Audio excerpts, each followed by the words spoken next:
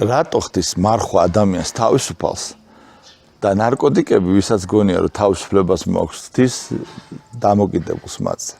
წარმოიდგინეთ, აი, როცა ადამიანი მარხულობს, ის ამბობს რაღაცებზე ვარს, ხო?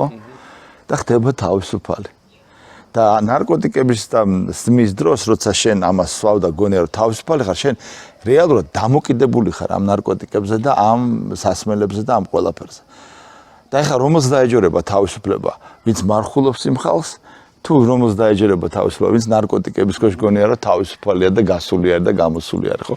აი ეს თავისუფლება ძალიან ჩემთვის მე ძალიან ბევრს ვფიქრობ ამ თემებზე, იმიტომ რომ ჩემი პროფესიაა ძირითადად ფიქრი და მე რაღაც კარგი რაღაცის დაწერა.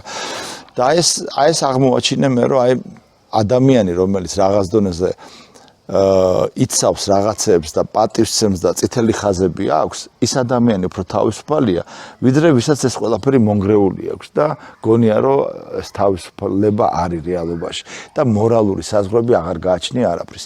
ისე რომ ძალიან რთული რაღაც არის თავისუფლება და განსაკუთრებით ახალგაზრდების გულში და ტვინში როცა ეს აფეთქდება და რო გონიათ რომ ყველაფერი შეუვლიათ, ყველაფრისთვის მზად არიან, ყველაფერი ყველაზე მეტად და კარგად იციან.